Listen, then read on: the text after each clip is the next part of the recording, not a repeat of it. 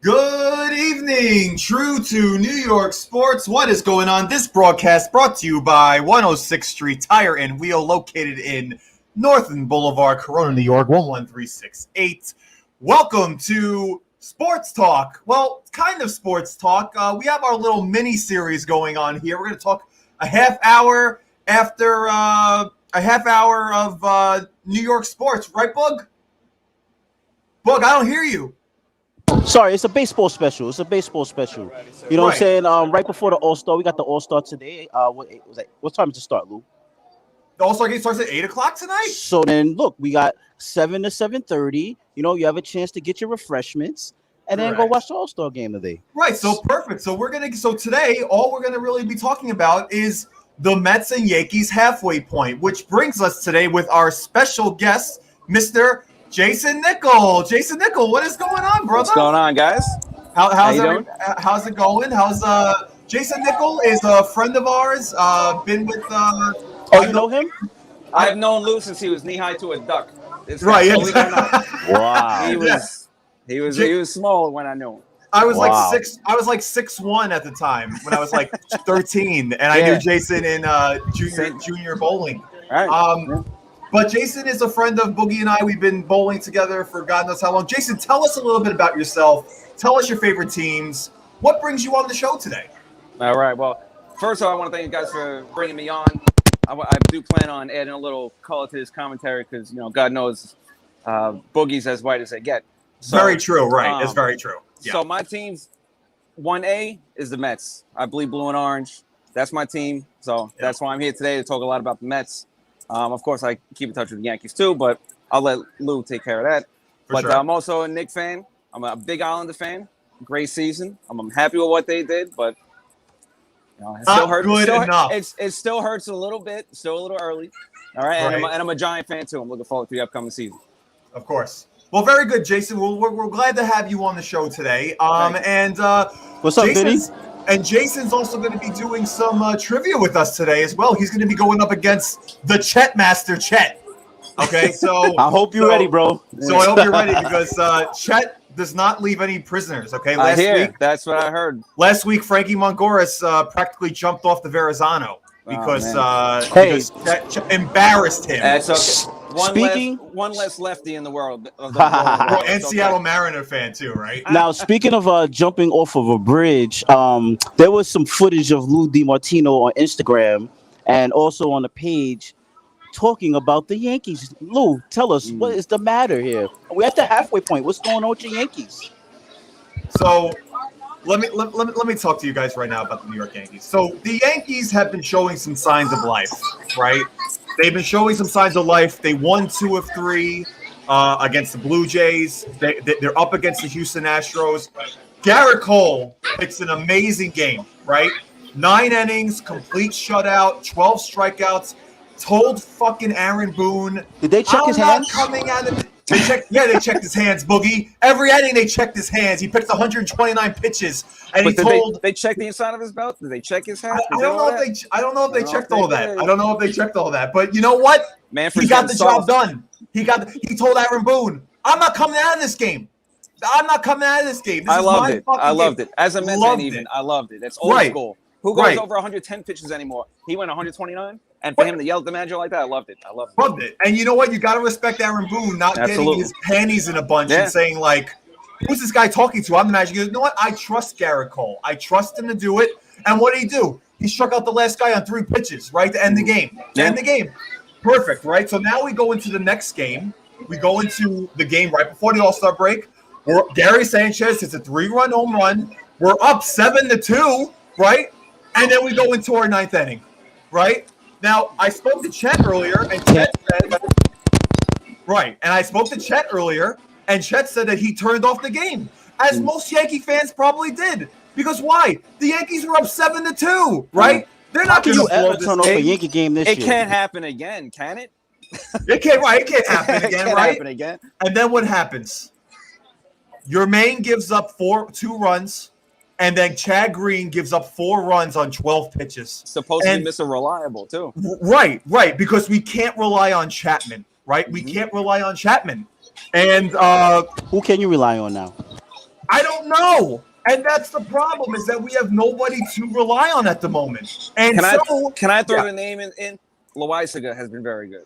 Loizaga has been good. That's somebody you could think about. I'm not saying he's going to be a lockdown closer. You also got Britton coming back after the All-Star break. I believe he's coming back. But regardless, Loizaga has been very good. You can rely on him. All right? That's another backup plan. If they want to start with Green and he doesn't look good to start the second half, you can always go to Loizaga. No, very true. But I'm confident. Me personally, I'm confident. Lou, let me ask you something. Remember in the last week when we was doing the Subway Series special, and I said there was one thing about the Yankees that I just don't like. It's the fact that they're so bland. They have no life. It's like they listened to our show last week, because now all of a sudden Garrett Cole gets riled up while he's pitching. You got Judge trolling Altuve after he hits his home run, talking about telling everybody, "Oh, it's cold in there." So I was just telling my teammates to button up. Yeah, you know what he was doing. You know what I'm saying? Right. No, I was like, man, they're showing personality. And then guess what they do? That's what he was Go right back into a cocoon and give up a big lead. Well, listen, here's the thing with that too, right? Is that the Yankees, like, if they would have won that series, I would have said there would have been a ton of momentum in their favor. Absolutely. Right? Yeah. They sweep the Houston Astros. But now, even though they won 2 out of 3 games in that series, it doesn't feel like it at all. They lost the momentum completely, right? And they won 2 of 3 and lost momentum. And in that fashion, I mean, that totally takes away the momentum there, 100%. Right. So, as a Yankees fan, at this point, like, even if we made the playoffs as a wild card team, is this Yankee team going to do anything? Probably not. Can't trust them. You look at them right now. They're in the bottom 3 or 4 of almost every offensive category. Horrible. Almost everything. And they're last in a couple of them. Right. They're 27th in RBIs this year. Yeah. If you look at the roster, that is, and if you look on paper on the roster, that is a top 5 RBI team. Right. 100%. Right? Yeah. 27th. But what grade would you give the Yankees at the halfway point? D-. D minus. Explain why. Because they weren't expected because they are over 500. One game over 500, I believe. They're three now. They're 3. All right. Well, listen, they were expected to not just be a contending team, not to be a team fighting for a division. They were a team that was supposed to be a World Series contender or bust. They were supposed to be running away with this division. Red Sox have turned some heads. Nobody saw them doing what they're doing. The Rays are the Rays. They're going to be a pain in the butt all year. No matter what. But regardless, with all that, the Yankees were expected to be a top team from game 1 to game 162. And they have been anything but. They've been extremely inconsistent. They can't get the big hit. Their bullpen, we know what's going on there. Outside of Cole, you can't rely on their starting pitching. They got a lot of problems. It's not just one thing. It's a lot. They got a lot going on. They got a lot going on. And, you know, if it was one thing that was hurting them, I could say, all right, you can always fix it. You can make an acquirement before the trade deadline. You can do something. But no, they got a lot of pieces that they got to put in order. They got a 100-piece puzzle in front of them. But let me ask you a question. They're on puzzle piece 13. But that little momentum that you guys had before that big loss, that wasn't encouraging? Like, you don't think that you guys can carry that on into the second half? You could have. I mean, because it looked like you guys started to figure it out. Outside of, like I said, obviously you probably still need a couple of pieces to gel with the team, but it looked like you guys was starting to figure out, get a little momentum. And you guys got to fix Chapman though. That's number one. They were. You can't allow him to sit there and just pitch blowout games. He's going to have to get in there at some point. So I don't know. Yeah. Oh, of course. Yeah. He needs to get the monkey off his back. He needs to come out the second half hot. Well, he comes out the second half and he blows a save right away. He's going to go right back into the hole that he's been in. Right. And the problem with Chapman, too, is you have to remember is that since this whole sticky stuff situation, Chapman's ERA is like 20. It's bad, right? So it's probably getting to his head that, listen, he might not have been one of the people that done it. We don't know, right? But it kind of seems like it is. Absolutely. Right. I mean, my personal theory is I think Cole started giving him a couple tips, let him know, because all of a sudden that slider started looking more nasty this year than ever. Oh, yeah. And then all of a sudden, both of them at the same time, although obviously Cole, his last start, really, he showed something. So he shows that's going to scare a lot of people away from talking shit right, about and himself. especially it's against Houston out of all people, right? It's Houston, right? So his former team. He was hyped. He was pumped up. Yeah. Pumped up, right? Like you said, Jason, pitchers don't usually go 119 pitches. right? When the game that I went to at Garrett Cole, he was at 79 pitches and Boone took That was his career high in pitching, by the way. That was the season high all along for any pitcher. Yeah, was 119. I was shocked. I was shocked when I saw that. And crazy. What's said in today's day of age with the MLB is that you see that performance, and the first thing you think is, "Boy, I wonder if he's gonna be feeling okay tomorrow." Right. First thing you think is like he might get hurt from this. We think about that's true. Fan, you think about Johan Santana after the no hitter. Right. Right. How many? But he was very high 120s, injury prone though. He was very injury prone. I think it was bound to happen anyway. I mean, they want to blame it on that, but I think it was bound to happen anyway because that's just he was fragile. I liked him as a player though, definitely. Yeah. Oh, 100%. Johan was a bulldog. Lou, you didn't tell me what your grading is. I'm going to give the Yankees a C-, to be honest with you. And the only reason why I'm giving them a C- is because they're still over 500 right now, right? They still have a shot to make the playoffs. But as Jason said, the expectation was that the Yankees should be where the Red Sox are right now, right? That's the expectation. First, having Toronto, the Red Sox, and even the Rays a few games behind us. And now we don't control. I don't think we control our own destiny at all. And I think even if the Yankees made it to the playoffs, I think they're a one and done thing. Even if they won the wild card, they're not healthy enough. There's no heart.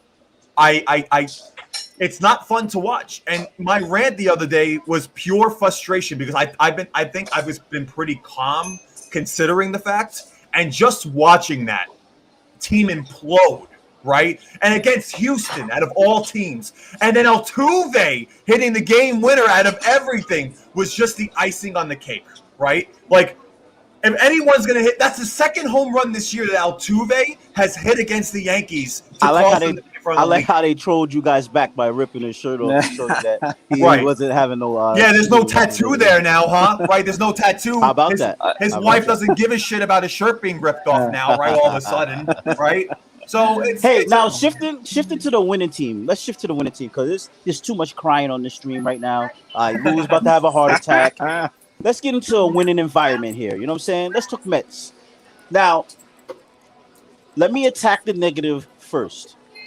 The Mets also had a bad game before the All-Star break because we decided to have a 5-0 lead in the first inning. And then all of a sudden decide to just retire and don't want to play again after that. And we end up losing the game, the ninth inning? That was a bad loss. A really bad loss because it was a bad Pirates team. The Pirates are probably not better than us three playing out there on the field ourselves. So that being a bad loss, it stung. But guess what? We still have the lead. We're still Nationals got swept.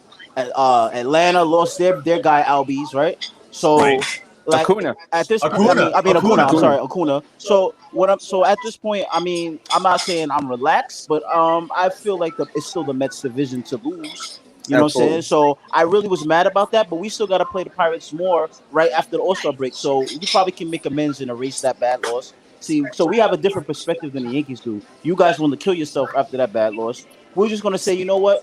You got bad losses in the season. We'll take that and keep it moving. You know what I'm saying? You can have some good ones. You can have some bad ones. Yeah, I'm not going to go crazy. But whose loss was worse?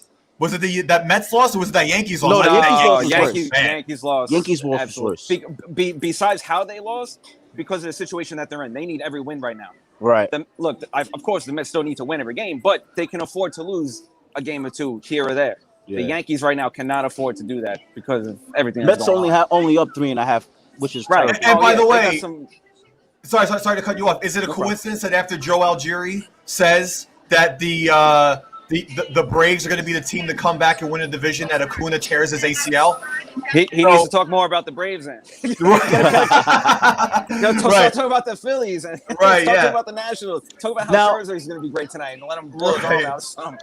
Now, it was funny you brought up Garrett Cole and the sticky stuff because the Mets actually have some signs of the sticky stuff as well.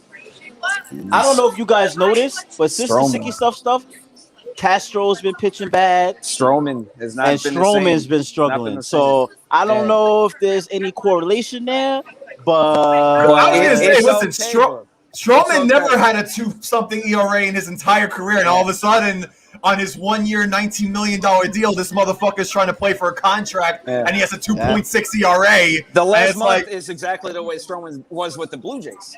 Right, but exactly. It's okay because we got the big guy at the top. We got the Grominator. Jacob DeGrom. And we got Walker. How do you not get excited about this guy? Yeah, and then you got Walker. I mean, like, he's been unbelievable. He deserves to be an all-star, 100%. But he is an all-star now. He's an all-star. No, I know. I'm saying he should be. Right. 100%. I don't know why he was like he barely made it at the end there because of popularity contest. He should have made it before that. Do you guys think Diaz should have made the all-star? It's borderline. I can't be upset. I can't be upset because you know what? His numbers when he's not coming in safe situation is awful. He's got a 6 ERA. Look, with a safe situation, he's been solid, but he's got to give me a little bit more consistency. I'm okay with what he's done, but there's definitely some room for improvement there. Okay, Bobby, hold on, Lou. Bobby in the comments just said that he feels that Castro's being overworked.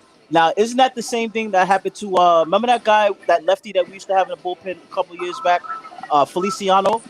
Yeah, remember? And then he went to the Yankees and he never. They went to the Yankees and never pitched because we overworked him to death. I hope they're not doing that to Castro like Bobby said. That's a good point, Bobby. Listen, it was the same thing with Yankees and. It's the same thing with Yankees and Jobber Chamberlain, right? He was throwing 100 miles an hour with the Yankees, and then they tried to get him to do more of a curveball thing, and he lost 8 mile an hour on his fastball, and now you don't even see Jobber Chamberlain in any uniform. And they had him pitching with insects all over his body. Remember that's not true. I have seen him. I've seen him on TMZ. He got pulled over drunk driving one time. I saw right. Yeah, that's right. So that's the last time that I saw him.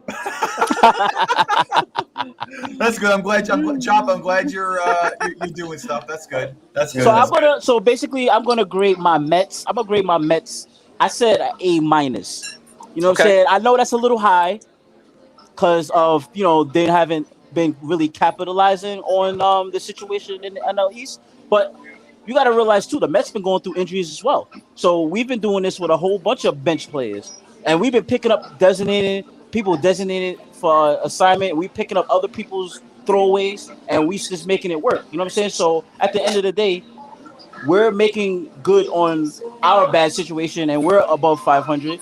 The other teams are going through injuries and they're losing. So I'm gonna give them like a bonus grade just off the fact that they stayed scrappy during all the bad and they're still holding first place down.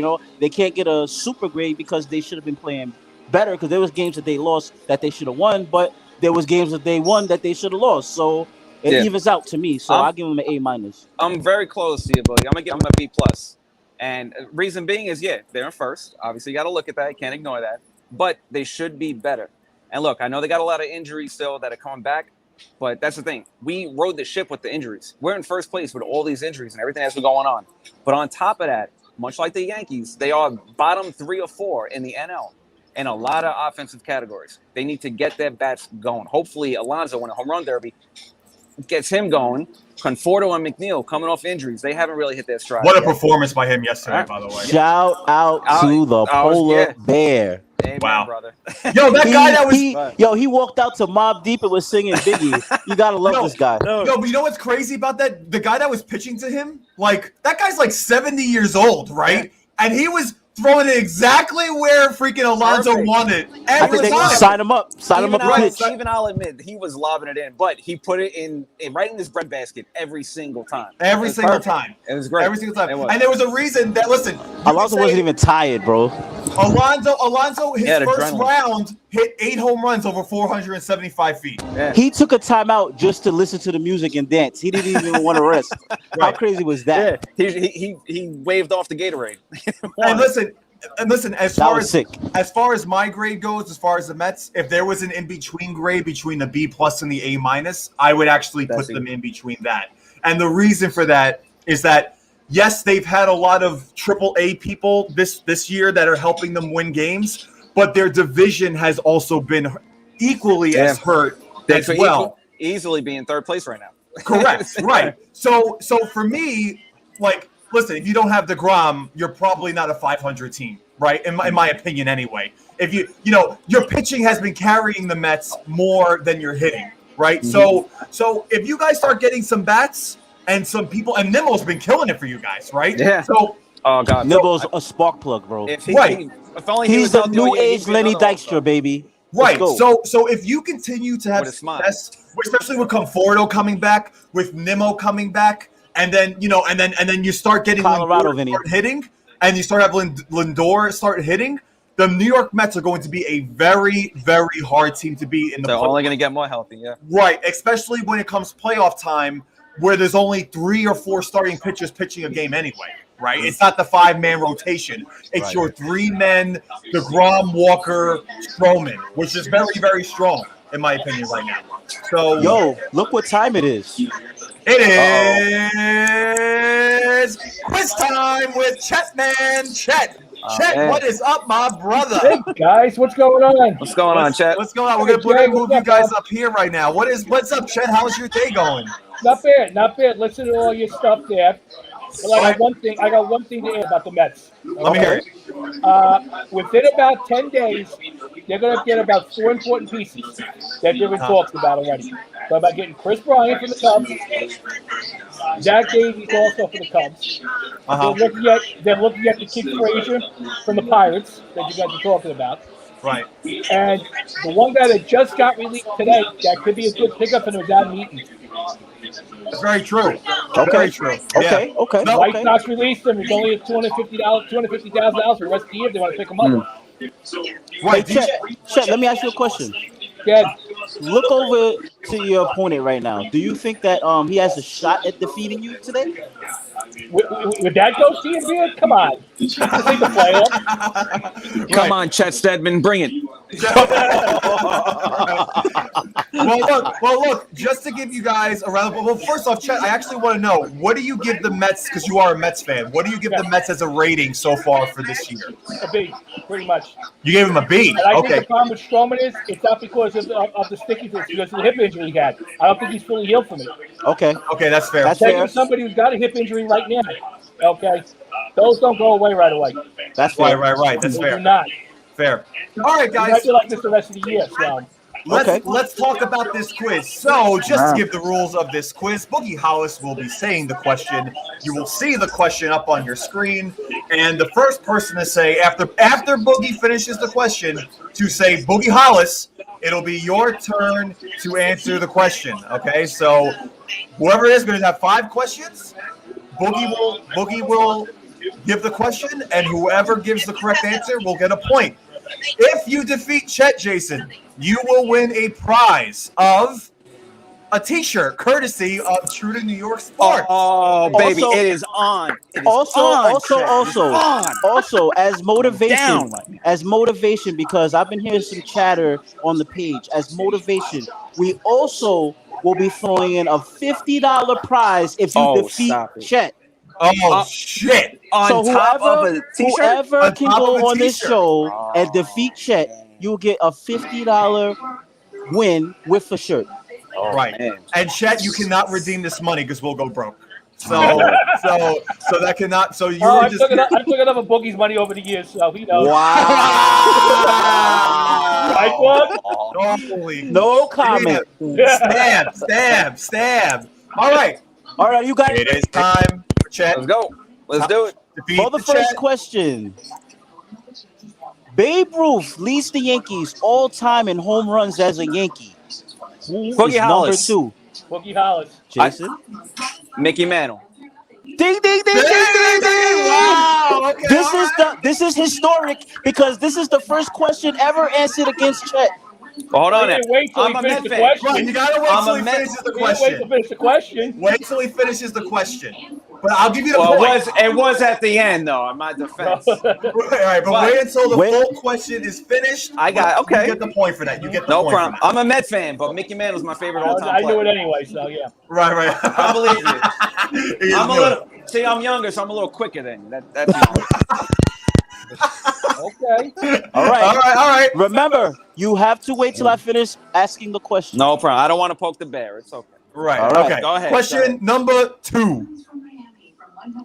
Who was the first New York Knick to win the Six-Man Award? Boogie Hollis. Chet. John Starks. Incorrect. Boogie Hollis. Jason? J.R. Smith. And there's somebody in between there. The correct answer is in 1995, Mr. Anthony Mason. Oh, Wow. okay. Anthony Mason. All right. Right. Yes. Okay. So That's you both. actually the first question that was not answered correctly. That's actually you both named a six-man award, just not the earliest one. Not the right one. Right. I was trying to think okay. of somebody earlier, but I knew I had a few seconds. I had the right time, but wrong. You did have the right time. That is correct. That is correct. They were Right. teammates. They were teammates. They were teammates. Right. All right. Still 1-0, Jason. Question number 3. Who has the highest batting average in a single season in a New York Met uniform? Boogie Hollis. Jason. John Olerud. That is correct. Wow. Oh my God. Jason.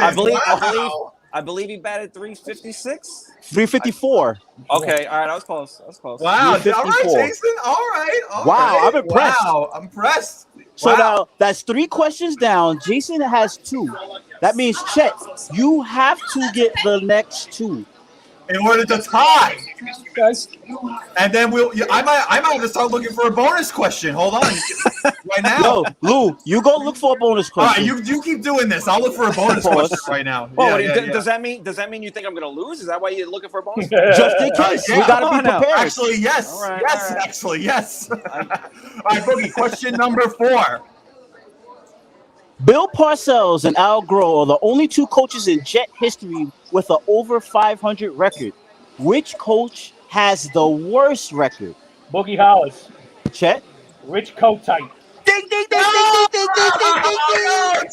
2-1, baby. 2-1. There you go. All right. Oh. Shit. Okay. He was All like, right. what, 4 and He was 4 and horrible. Put it that way. 38 or They something? could It have was probably won more bad. games with that with those teams than him. Oh, my right. God. Rich Kotite. That's depressing as a Jet fan. I'm glad I'm not That's a Jet cool. fan. Make it interesting. It's all good. All right, it's 2-1. We have a final question here. Jason, if you win this, you win it all. Jason, if no one gets to answer this question correctly, you win it all. Chet, the pressure's on you. If you get this question correct, then you tie, and we have to go into overtime. Are you guys ready? I have a question. I have a question ready. Are you guys ready? Yep. Okay. Let's do it. Who am I? In 2011, this New York Giant had a 99-yard touchdown reception on Boogie Christmas Eve. Boogie Hollis. Who was it? Chet, because Jason Victor said it a little early. Cruz. Ding, Yes, we have a tie. yes. I was trying to be You quick. have overtime. Listen, Oh, you got me. Wow. I was trying to be quick. I was at that game. This There's no way quiz I is would've gotten sponsored it. by 106. I was there sitting- also. I was at the Okay. game. I can still visualize it. I visualized too. I remember it was against the New York Jets on Yep. Christmas Eve. I'll That's never what- forget it. And that's what catapulted them to the Super Bowl. Very true. Yep. I made Cruz an All-Pro. All right, guys, listen. This next question, I'm going to need you guys to get a pen and paper or a napkin and paper out. Okay? I think I walk around with a pen in my pocket. Yeah, I'm going to have to because this is going to be. I'm going to need you guys to write down this answer as a buzzer beater question. Okay? So, Jason, let me know when you're ready. I'm in a restaurant. And go ask that waitress for a pen. I could use this catch. I can write it on the table. We have Silk Braden. Silk Braden's going to assist us in the background. Here. We're on it here. Oh, Silky's there with you? Yeah, Silk Silk's Braden. there. Yeah. Hey, Silk. All right. Arrive over here real quick. I need paper though. Everybody, Hold just on. say All right, hello we're to the fans. Just say hello to the Silk, fans. Real Silk, quick. what's up, my brother? Just say hello Where to is the he? fans real quick. What up, brother? Yo, what up, Silk? Woo! What up, bro? You know it's a special episode when Jesus Christ is in the building. Right, Amen. exactly. All right, Amen. so Really? Jesus Christ? right. Yeah, no, that's what he calls himself. Great. All right, do we have pen and paper, We're or good. pen and napkin? We're good. Perfect. Go ahead. Okay, guys, your final question. It is going to be a New York Yankees 2002 question. In 2002, 3 New York Yankees hit for over 300 or above. Who are these 3 Yankees that hit over 300 in 2002?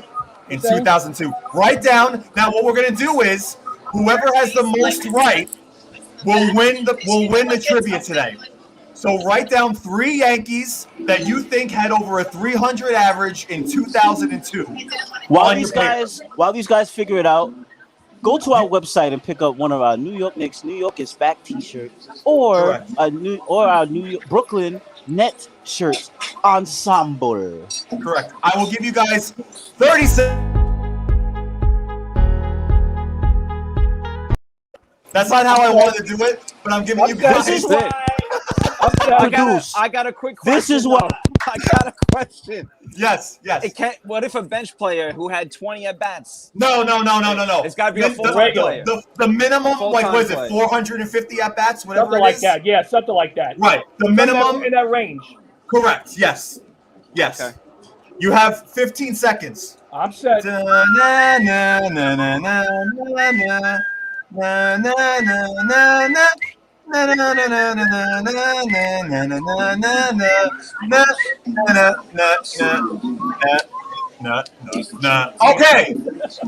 All right.